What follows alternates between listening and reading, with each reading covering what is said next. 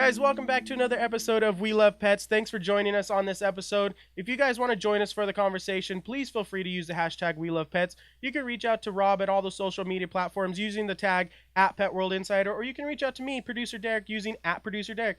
We're on all the social media platforms, but today we have a special guest. We're filming another segment of our Natural Pets TV show. And I'm easy sorry, for you to I know, say. easy for me to say. And we have a great veterinarian in here, Dr. Jodie. Thank you for joining us here on the show. Thank you. So what we do... I don't think I can talk as fast as you. So I try to get it all out at that one time right there. With one breath, we go with it. But what we like to do on the show, and I like to kind of give you guys a chance to kind of prove your credentials to us. We want to make sure you're a pet lover. That's the whole goal of the show is we love pets. We want to know why you love pets as much as we do also. So what we start off really is like, what was your first pet? When did it all start? This is going to be a long segment because I'm going to start with when I was 5. That's okay. So I went to the county fair and saw a little pony and wanted that pony. And my mom said, then you have to sell your Barbie dolls. Oh. So, yeah, I was passionate right from the beginning. Sold those Barbie dolls, got that pony. But that little stinker got a heart defect. Okay. And I was told that he'd never be able to be ridden. And so the story that I believe is that he was put out to pasture and I had to move on to another pony. So, but I vowed at that time that I was going to become a veterinarian. I was going to save all the animals in the world. Awesome. And I've since found out that that's pretty hard to do, but I keep trying. We definitely think we would love to save all the animals here too, but we know our role here in the pet world that we're going to do as best we can to save as many as we can. Mm-hmm. One at a time. So when about did you kind of start with the whole vet side of things? So at a young age, I decided that I wanted to be a vet. I became very focused. I grew up with horses. So for many years, I thought that I was going to become an equine veterinarian. I even got goats and, of course, dogs and chickens. And I was fortunate to grow up with a little hobby farm in the Midwest in Wisconsin. And so then I, of course, went through high school, pre-veterinary, and went to the University of Wisconsin-Madison. And was very focused that whole time. I grew up with 4-H. That gets you very focused. I like to credit 4-H with teaching me the motto to make the best better. So I'm quite a fanatic at always striving, and people around me kind of hate that. It's like, you can do better. But went through veterinary school at the University of Wisconsin-Madison, worked with all veterinarians are trained to learn large animal and small animal, and figured out that other people's horses weren't as kind as my own, and they could be a little dangerous. So you sort of have to pick, do you want to get kicked or do you want to get bit? Yeah. So I picked bit, and I became a small animal veterinarian. And got a job in Muskego, Wisconsin, which is just southwest of Milwaukee. Had to do with my family, where my husband worked at the time, and those kinds of things. So I plunked down in Muskego, and there's quite another story as to how I became holistic in a very conservative community. Well, I wanted to go into that a little bit because that's something special about your practice, and that's something that we really appreciate here is taking a different approach to the everyday pet care. So let's talk about that, how you got into holistic a little bit. So University of Wisconsin-Madison, I was charter very first class. It was a new school, came out very conventional. And for the first 10 years of practicing as a veterinarian, did the typical things, vaccinating, recommending prescription diets, those sorts of things. But thankfully, had enough of an open mind to listen to some of the people that crossed my path. Some of those people were technicians that were involved in the dog world and said, hey, Dr. Jodie, did you know there's these other natural kibble diets out there on the market? And I'm like, I don't know. And they're like, well, let's just have, the rep will come in and bring us free lunch. So let's, learn about this. We always like free lunch, right? Yeah, absolutely. That's the way to get a vet to listen. So then I brought in my first natural kibble diet. And then locally, I heard about Greg Tilford, who wrote the famous book Herbs for Pets, was coming to the area. We are a big component of Greg. He's a big fan and here. He's fabulous, has been, one of my mentors. And so I went to his presentation and learned not only about Western herbals, and that was my first introduction to that, but he mentioned a canned meat-based diet that was fairly natural. And I was still teaching feed dry food because it's good for their teeth, which is ridiculous. It's like, yeah, chomp on sugar cubes, great for your teeth. And so that at least started opening up my mind to these other foods that were sold through so-called natural pet retail shops, and not just recommending the veterinary, types of diets. And so thankfully I opened up my mind to these other things, learned about the Western herbs, and then started getting information on, oh, there's a seminar out in Massachusetts at Cornell that was about Western herbs. Well, then the veterinarian there talked about Chinese herbs. I'm like, oh, Chinese herbs. I got to learn about that. And then you start finding these other resources, and all that education ends up being on your own. It's not things you're taught in vet school. Yeah, and that's the one thing, talking to a lot of you vets out there, is that you guys don't get the education that we think you guys get when it comes to the nutrition side. So you guys go above and beyond what we expect for you guys to do to really make sure our pets are getting the best kind of care we can get. And I think that's why we have some of you guys on here that do so much for the pet world that most of the pet world doesn't see you guys doing. So we appreciate that for sure. Yeah, I mean, and that's one of the things that I know we're proud of, is so many folks want to be either for vets or against vets.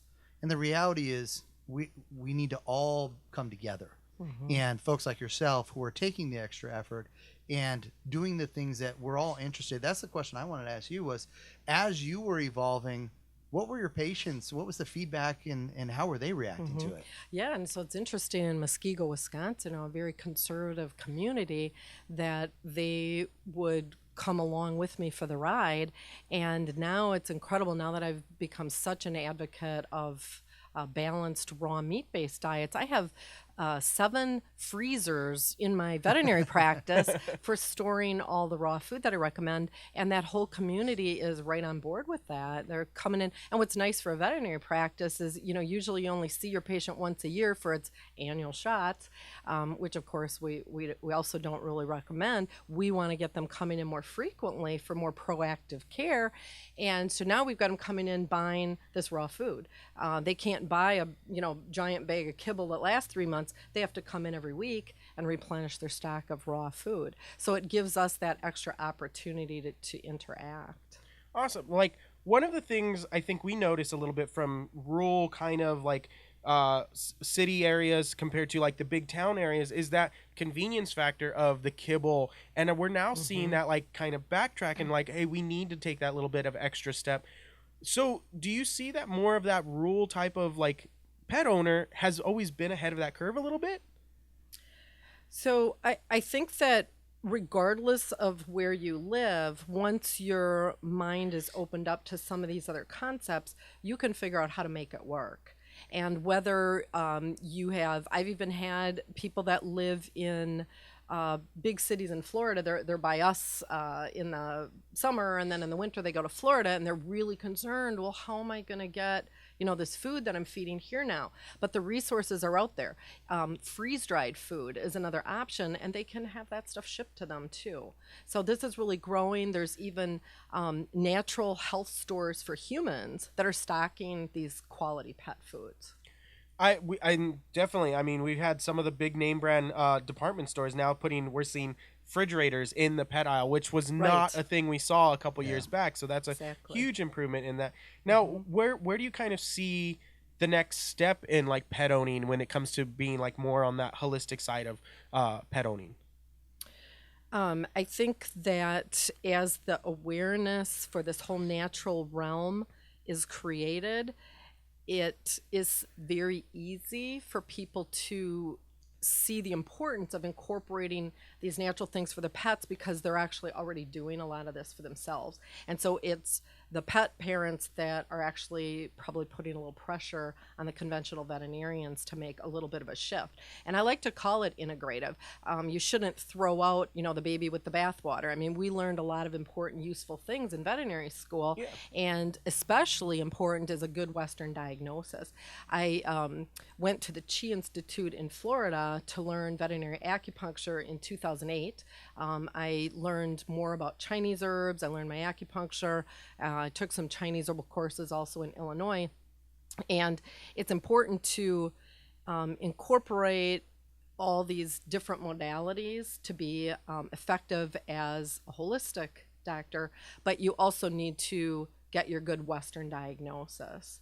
So we want to make sure that today's conventional veterinarians know that you can just take some baby steps and incorporate in some of these concepts. You don't have to go travel and have all the expense of going to learn veterinary acupuncture. You can do some simple things like decreasing vaccinating, incorporating in titer testing. It's easy to pick up a little bit about essential oils and start working that into your practice. Just putting a diffuser in your veterinary practice and having the aromatherapy going, what could be more wonderful than having your clients walk in the door and go, it smells really good in here. It doesn't smell like a vet clinic. Yeah, I like when I go into places and it smells like fresh cookies or something. I'm Right? like, Yeah. oh man, the little fat kid in me goes like, oh, I'm hungry. Yeah, well, and the animals like that smell That's too, right. you know? Yeah, and I wanted to follow up on that because I think that is something for a lot of folks that Yeah. Do you do that for pets specifically? Yeah, you do, and it's not just by chance. You've learned it, and there is a method behind it. Talk about that a little bit, because I really see it's something that I use a lot, and folks are always surprised. And the funny thing is, I'm surprised by their reaction, because just so much of what we enjoy in the human world, as long as it's safe for our pets, they enjoy it, if not more so. And this is one of those areas where they really do benefit. Yeah, my two main passions are species appropriate nutrition and the essential oils. And I think the two blend very well together. There's a faction out there that will take an essential oil or even an herbal and think that that's a remedy or a fix to a problem.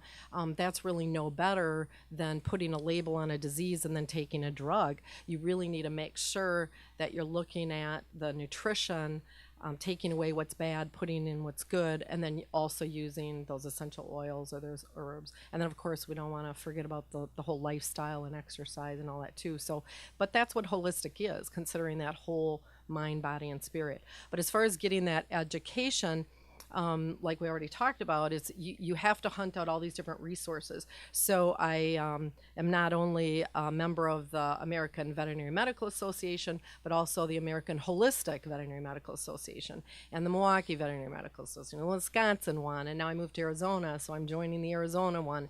And if you want to, excel to that little bit different level, you have to go out and find that education and a little even above and beyond what the required CE is. Well, you talk about resources and looking for that and doing that research. I want to segue a little bit because you did bring your book with us. Let's talk about a little bit about your book. So let people know a little bit about what's going on there. Yeah, so I've my pre-veterinary 4-year undergrad degree was actually a bachelor's of science in agricultural journalism, which is a little bit weird. Most veterinarians It's are unique. like meat and animal science or poultry science or microbiology or something. And I knew that I always wanted to write. That probably actually goes back to my 4-H background and writing and speaking and things. And so I always said, want to write a book. I saved all my mail. Now I save all my emails to someday, put that together in their own memoirs and stuff. But, you never make time for some of those things. And so as part of my veterinary practice, I was also observing pet parents, and that they had this passion for their pet, but they didn't have the same passion to take care of themselves. And that matters to the pet. So I knew that I wanted to help them too. And to be truly holistic, I felt like I should address the pet parent as part of that pet's life. So I found myself kind of counseling them. Well, as a veterinarian, I'm not totally supposed to do that. So I was searching out a good nutrition course, and I found an integrative nutrition course that gave me a health coach certification. So I am a certified health coach for people. And that course turned out that they offered a follow-up, which was Launch Your Dream Book course. And so finally it pushed me to do this book. Yeah. And so what I decided to do then as my book is, hey, let's pull all that together and write a book of how to live with your pet in mind. So I personally love the cover. I think It is a very clever cover. Totally incorporates what I was trying to say. And across my path has also been some animal communicators. So there's a little bit in my book about animal communication and telepathy. And I found that as a vet, I've been able to validate some of the findings of animal communicators. We've had some communicators on the show, and it's the stories that you just that's the thing I think we love about vets like you that take that outside approach to it, because the door's always open to new ideas. It's not just here's the old way of doing it and this is the only way. No, there's so many ways to go about it, and I think that's really cool. Yep. So this is intended to be a mind opener and teach the pet parent how to take care of themselves as well as they're trying to take care of their pet. Awesome. All right, that's great. I'm glad you brought it down to share with us. We get to the part of the show where we like to have you pull a dog bowl question. So if you guys want to submit questions for future guests, please reach out to us using the hashtag #WeLovePets. Leave it in the comment section down below. But if you want to reach out to us, use the app Pet World Insider to reach out to us on all the social media platforms with that hashtag. Or you can reach out to myself, Producer Derek, at Producer Derek, and we'll be able to get those questions in there for future guests. But feel free to grab one of those questions, and we'll see how we're going to answer these ones. They should be fun. What is the funniest pet experience you have had? I'm sure there's many, but the one that popped into my mind right away is this zookeeper that brought in one of her pets, and it was a hedgehog. And she said that the hedgehog had a tumor, and she wanted the tumor removed. However, this little hedgehog, I couldn't see the tumor. And so hedgehogs they're funny, and they just make you smile just looking at them. And it's the cutest little thing. But I actually had to anesthetize the little hedgehog to get it, and then they unroll, and then I could see the tumor and remove the tumor, and the little thing went on to live a happy little life. Nice. So sometimes it's just the animals themselves are so cute and funny and make you smile. Yeah, and I think that's part of the cool part about your job is you get to deal with animals all the time. Absolutely. And you see when they do walk away healthy, it does bring a smile to your face. But let's see, Rob, funniest pet moment. I may have shared this one before, but without a doubt, Christmas time, and we had a whole bunch of the little candy canes that we were contemplating, do we put them up on the tree, do we not? We had always done that, but then we had Sugar, and so we were like, we probably shouldn't do that. And I had them all unwrapped and everything, and I literally walk out of the room, and I come back, and Sugar had jumped up onto the cabinet where they were, and she was just laying there, and I was like, what are you doing? And she got up, she's like, I wasn't doing anything. And I was looking on the counter, I'm like, oh my god, did she eat all those? I mean, that's like 20-30 small little candy canes. And so I rush to her, and as she turns to adjust to where I'm coming from, they were all stuck to her. So she was a candy cane tree. And it's one of my wife and I just laugh every year every time we see candy canes, because you just go, oh my god, that reminds me of, remember when Sugar did so yeah, that's mine. I would have to say mine, because we constantly laugh about it when we bring it up. It's not my personal pet, but it was when we were out filming at Forever Wild, our friends out there. And that is a good one. I was the only one getting close enough to the cages because I was the trained professional with the cameras. And it was a tiger that got really close to me, but was really friendly, turned around, and I was filming our host that we were filming at the time. And all I could hear is Rob scream in the background, and then I can just duck and feel the tiger peed on me, basically. Yeah. Derek has been baptized by a tiger, but being there, so we're like watching, and this was a playful tiger who would splash water at you, and was trying to get the attention of anybody that would give him attention. And just the best part was, so they're all focused on the filming. I didn't have to worry about it, so I'm watching the tiger. Just this is so incredible. And then it wasn't a random thing. That's what's so funny about it. The tiger lined him up. Premeditated. Yeah, it was. Yeah. And just lined him up. And the whole time I'm like, what is the tiger doing? Well, That we is- can and top that with anal glands. Oh, wow. Oh. I've had anal glands squirted in my hair, so yeah. If you want to Well, call that funny, I'm good. I don't have to worry about that one. I think you win. I'll give you that Yeah. one. Oh my God. So definitely, I know we all have definitely great moments we all share with our pets. But I think this is a good point where we can let you kind of get your soapbox moment. If there's something you want to share with the viewers out there about what they maybe should be doing or what you want them to kind of think about in the pet world, what would that be? well, two things. So, because of my passion for species appropriate food, meat based type diets, I started my own company, Dr Jodie's naturalpets.com, in order to produce meat based treats that fill a niche. They're not just treats because they love yummy treats, it's because I would, first of all, commonly recommend a rabbit-based diet as a hypoallergenic type of an approach for a lot of the animals with allergies, but I didn't have a good comparable treat that would go with rabbit, so we could be rabbit exclusive. So that was one of the first products I made, was my crunchy rabbit snacks. And then from there, I realized that dogs and cats just weren't getting enough organs in their diet, and even if, whether it was kibble certainly or even a raw diet, not enough organs and not a good variety of organs. So I make entrail mix, and it even has things in it like kidney, liver, spleen, and brain. And when an animal eats a prey, they really eat all those body parts, and there's a good reason why they need to do that. And then secondly, my other big passion is my nonprofit, and that's called Integrating People for Animal Wellness, IPAW. And you can go to ipawaid.com if you'd like to help out. I have probably adopted out over 400 cats as a veterinarian. I'm not a Awesome. shelter. That's I'm awesome. not supposed to be having to do that.